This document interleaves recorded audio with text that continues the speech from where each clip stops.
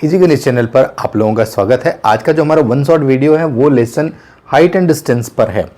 ये specially class 9th और 10th दोनों के लिए यूजफुल है। इस लेसन में जितने भी क्वेश्चन होंगे उसमें कुछ चीज़ें बड़ी कॉमन है। जैसे कोई एक ऑब्जेक्ट है, वो ट्री है, पोल है या कोई ऐसी चीज़ है, वो दी रहेगी। वो ऑब्जेक्ट हमेशा ज़मीन पर परपेंडिकुलर होगा, ये कंडीशन समझिए। दूसरा, एक ऑब्जर्वर होगा। ऑब्जर्वर का नाम तो नहीं रहेगा, बट वहाँ पे एक एंगल का डिस्कशन जरूर होगा कि एक ऑब्जर्वर है जो समथिंग एंगल पर किसी ऑब्जेक्ट के टॉप को या बॉटम को देख रहा है। तो अभी मैं उस एंगल की डिस्कशन करता हूँ। तो पहले तो ये चीज़ क्लियर हो गई कि इसमें एक ऑब्जेक्ट होगा, वो ट्री होगा, पोल होगा या कोई भी ऐसी चीज़ होगी जो वर्टिकल होगी। मैंने यहाँ पे एग्जांपल के लिए एक ट्री लिया है और यहाँ पे उसकी हाइट दिखा रहा, BC is the height of tree. दूसरा, ऑब्जर्वर ए पर है, तो ए ऑब्जर्वर से लेके ट्री के बीच की दूरी को डिस्टेंस कहा गया, दैट इज द डिस्टेंस। हमारा लेसन भी है हाइट एंड डिस्टेंस, तो ये डिस्टेंस है। और तीसरा, ऑब्जर्वर ए पर है और ऑब्जर्वर ए को पॉइंट ऑब्जेक्ट कहा गया, क्योंकि इस क्वेश्चन में उसकी हाइट का कोई जिक्र नहीं है, इसलिए वो पॉइंट ऑब्जेक्ट है। अब ए अगर पॉइंट ऑब्जेक्ट है या पॉइंट ऑब्जर्वर है, मतलब उसकी हाइट निग्लेजिबल है। एक इस ट्री के टॉप को किसी एंगल पर देख रहा है, तो ये जो एंगल थीटा मैंने नोट किया है, इस एंगल को एंगल ऑफ एलिवेशन कहते हैं। मतलब theta is called angle of elevation. मतलब जब कोई ऑब्जर्वर जमीन पे हो और किसी ऊंची ऑब्जेक्ट को देख रहा हो, तो उसकी आंख जमीन के साथ एक एंगल बनाते हुए ऊपर की तरफ उठती है, तो इस एंगल को एलिवेशन कहते हैं। आप अपने एग्जाम्पल के लिए अपने से खुद भी करके देख सकते हैं। किसी ऊंची ऑब्जेक्ट को देखेंगे तो आंख को ऊपर की तरफ उठाना होगा, तो ये एंगल ऑफ एलिवेशन होता है। अब इस थीटा के लिए अगर हम देखें तो ट्री की हाइट परपेंडिकुलर बन रही है, जो डिस्टेंस है ये इसका बेस हो जाएगा और ऐसी हाइपोटेनस होगा। इसका मतलब कि इस लेसन में, हाइट्स एंड डिस्टेंस लेसन में, हमेशा एक राइट एंगल ट्रायंगल ही बनेगा। और इस राइट एंगल ट्रायंगल में हमें या तो हाइट दी रहेगी या हाइट पूछेगा, डिस्टेंस दिया रहेगा या डिस्टेंस पूछेगा। ये क्वेश्चन पर डिपेंड करता है कि क्या दिया है, क्या पूछेगा। और साथ ही साथ किसी ना किसी एंगल का जिक्र जरूर होगा, ये इसकी पहचान है। तो इसका मतलब सारे क्वेश्चन में एक राइट एंगल ट्रायंगल बनेगा और उसमें एक एंगल होगा। वो एंगल ए हो सकता है, एंगल सी हो सकता है, और यहाँ पे जो ऑब्जेक्ट होगा वो जमीन पर हमेशा 90 डिग्री बनाएगा। इसका मतलब एंगल बी यहाँ पर जो भी होगा वो हमेशा 90 डिग्री का होगा। तो इस चीज़ को याद रखना है।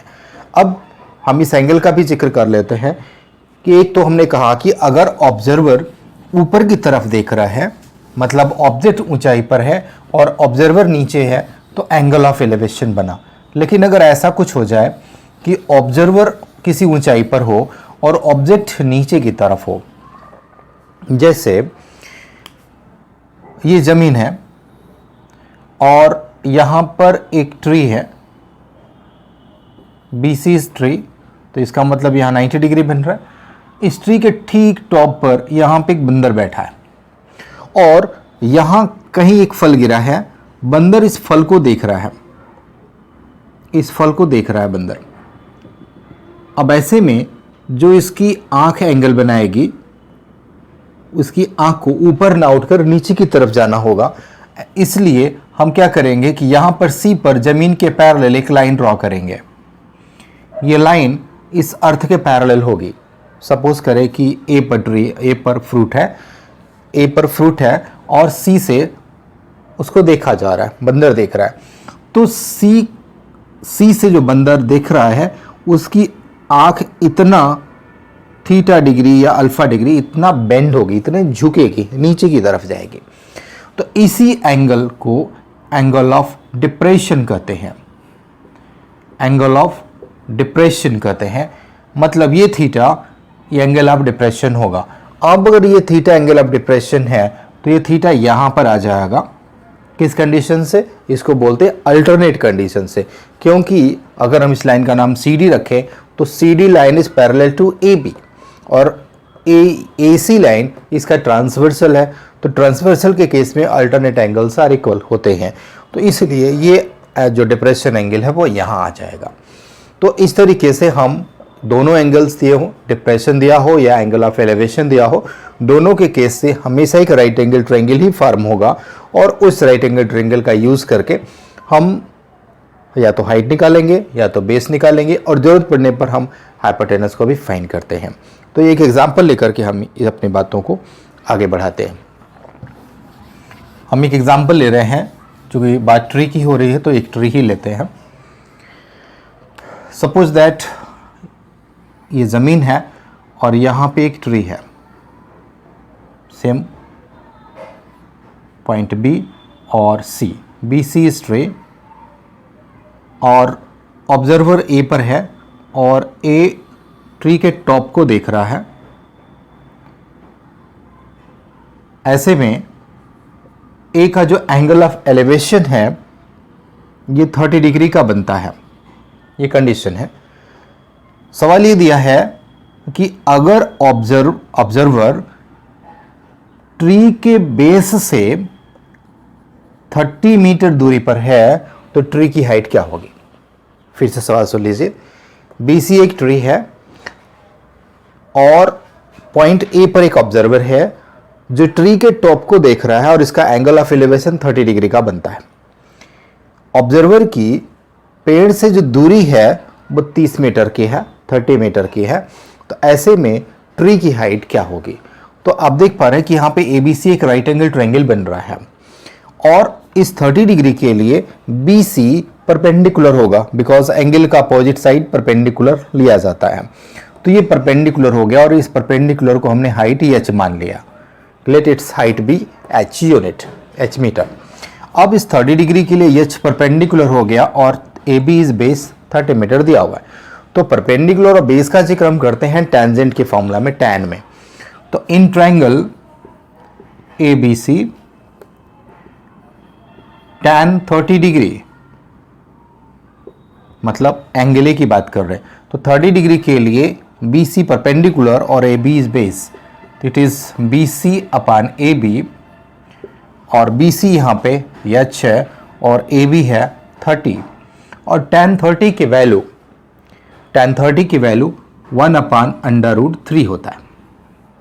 अब हमें बस क्रॉस मल्टीप्लाई कर लेना है, तो H into √3 that is H √3 is equal to 31 जा 30, तो H की वैल्यू हो जाएगी 30 अपॉन √3। अब डिनोमिनेटर में इरेशनल नंबर है तो इसको हम रेशनलाइज कर लेंगे।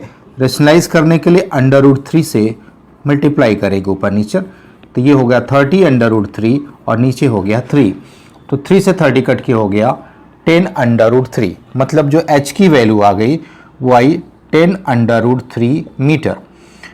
तो 10 इंटू √3 की वैल्यू 1.732 होता है, तो इसे मल्टीप्लाई कर दिया तो 17.32 मीटर ये हाइट आ गई ट्री की।